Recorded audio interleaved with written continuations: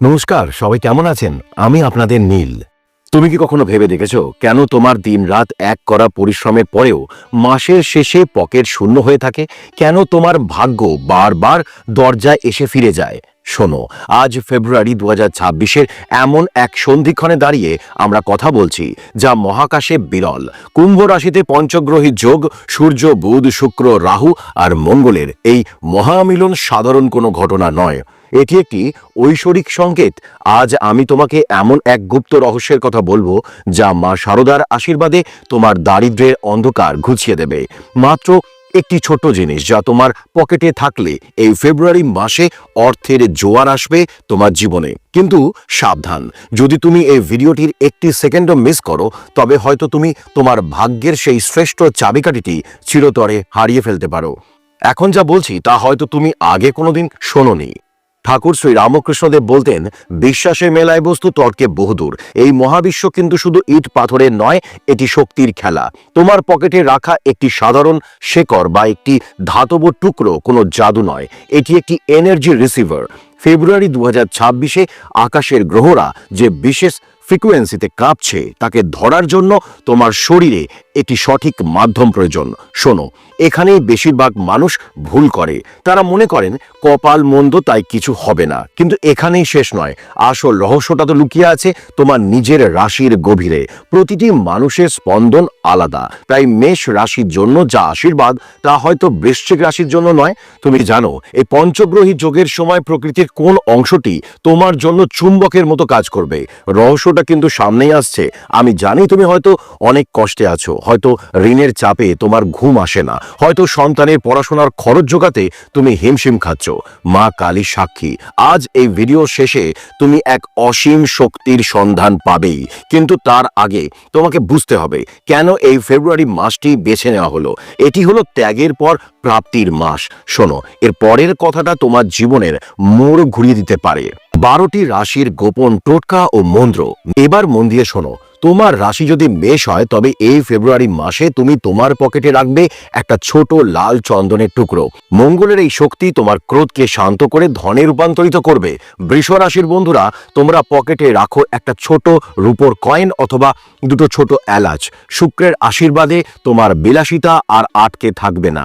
কিন্তু মিথুন রাশির ক্ষেত্রে বিষয়টা একদম আলাদা।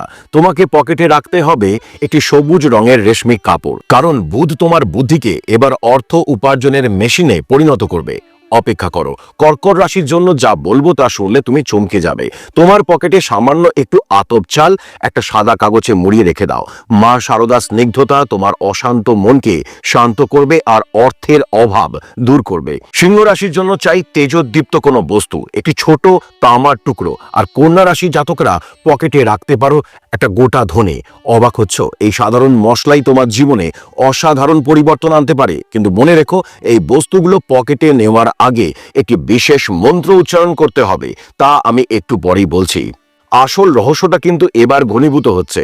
তুলা রাশির জন্য সাদা পাথর বা একটা স্ফটিকের টুকরো হবে মোক্ষম দাওয়াই। বৃশ্চিক রাশি জাতকরা, তোমরা পকেটে রাখতে পারো একটা লাল সুতোয় বাঁধা মৌরি। শুনলে অবাক হবে, তোমার দীর্ঘদিনের পাওনার টাকা ফিরে পাওয়ার পথ প্রশস্ত হবে। ধনু রাশির বন্ধুরা, তোমরা হলুদের একটি ছোট গাঁট পকেটে রাখতে পারো। বৃহস্পতির কৃপায় তোমার জ্ঞানই হবে তোমার সম্পদ। কিন্তু মকর আর কুম্ভের জন্য সময়টা একটু অগ্নি পরীক্ষার। মকর রাশি জাতকরা পকেটে রাখবে একটা ছোট লোহার টুকরো বা একটি কালো তিল। আর কুম্ভ রাশি, তোমার রাশিতেই তো খেলা হচ্ছে। তুমি পকেটে রাখো একটি নীল রঙের অপরাজিতা ফুলের শুকনো পাপড়ি। আর সবশেষে মীন রাশির জন্য জাফরান বা হলুদ কাপড়ের টুকরো। কিন্তু তুমি কি জানো, এই সব কিছুর পিছনে একটি সংখ্যার খেলা আছে। 2026 সালে যোগফল হলো 10, অর্থাৎ 1 সূর্য। তাই এই প্রতিটি টোটকা সূর্যের মতো তেজ নিয়ে তোমার জীবনে ধরা দেবে। শোনো, এর পরের অংশে আমি বলবো সেই ম্যানিফেস্টেশন টেকনিক যা ছাড়া এই টোটকা কাজ করবে না। এটা কিন্তু কোনো সাধারণ টিপস নয়, এটা একটা আধ্যাত্মিক বিজ্ঞান।